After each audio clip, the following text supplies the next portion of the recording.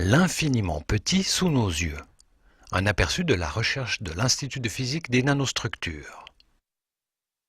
Depuis toujours, l'homme est fasciné par l'idée de connaître le monde au-delà de ce qui est directement accessible par ses yeux. Voir des détails et des objets toujours plus petits. Chaque étape est une révolution qui demande des instruments toujours plus puissants et ouvre des nouveaux horizons à la connaissance de la nature. C'est ainsi que nous avons pu observer la structure cellulaire de la matière et ensuite certaines propriétés des molécules qui forment les cellules. Par exemple, la structure complexe d'une molécule d'ADN. Cet élan formidable nous a désormais conduits à l'échelle du nanomètre, le milliardième du mètre, qui est la taille caractéristique d'un atome et la nouvelle frontière de la technologie. Une analogie peut nous donner une idée de l'énorme chemin parcouru. Il y a le même rapport de taille entre un atome et une balle de golf qu'entre une balle de golf et la Terre. La curiosité intellectuelle n'est pas le seul moteur de cette progression vers le monde microscopique. Les objets microscopiques et nanoscopiques jouent désormais un rôle vital dans la technologie.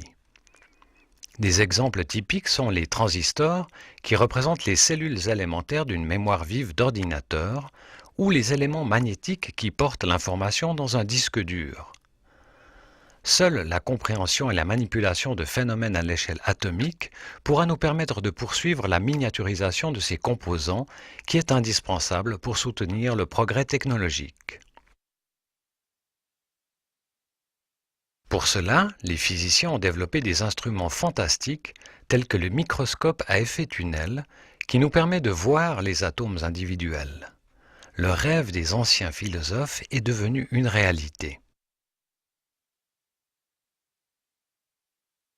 Des comportements inattendus de la matière se manifestent à l'échelle atomique. Par exemple, la couleur de la lumière émise par des nanoparticules en suspension dépend de leur taille. Observer et comprendre de tels phénomènes est une des finalités de notre recherche. Mais il ne suffit pas d'observer. Il faut créer des structures artificielles à l'échelle atomique pour réaliser de nouvelles fonctions. Nous avons développé des techniques pour contrôler précisément la taille des objets nanoscopiques. Par exemple, toutes les particules montrées sur cette image au microscope à effet tunnel contiennent très exactement 19 atomes d'argent.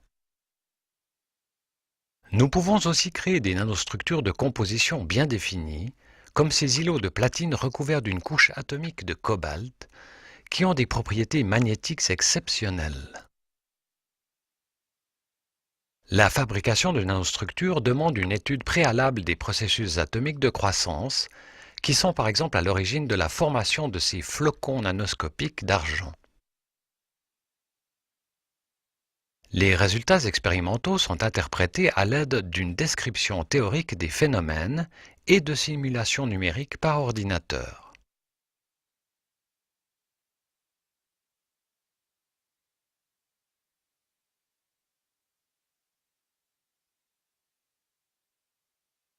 La compréhension des mécanismes de la croissance et un choix judicieux des paramètres nous permettent de construire des nanostructures artificielles ayant des propriétés uniques. Ces nanostructures pourraient, demain, être à la base de mémoires d'ordinateurs ultra performantes. Par des techniques similaires, il est possible de créer et d'étudier des supermolécules organiques parfaitement ordonnées à la surface d'un solide. Les propriétés des nanoparticules sont déterminées par le comportement des électrons dans ces objets. Pour sonder ces propriétés électroniques, les physiciens étudient l'interaction de la lumière ou d'autres électrons avec les nano-objets. Ces expériences nous révèlent par exemple les bandes électroniques, des étranges surfaces qui représentent les énergies et vitesses des électrons et donnent aux physiciens des informations précieuses sur le comportement de la matière. Pour ces recherches, les physiciens de notre institut utilisent des instruments parfois très différents, mais toujours à la pointe de la technologie. Par exemple, le microscope à effet tunnel, un formidable concentré de micromécanique de précision réalisé à l'EPFL que vous pouvez admirer dans une autre partie de l'exposition, mais aussi des très grandes installations comme le synchrotron européen, la source la plus intense de rayons X au monde. C'est un mélange de science, haute technologie, ingéniosité et savoir-faire qui est à la base de nos recherches et qui est indispensable pour faire progresser nos connaissances de la nature à l'échelle atomique et pour répondre aux défis des nanotechnologies.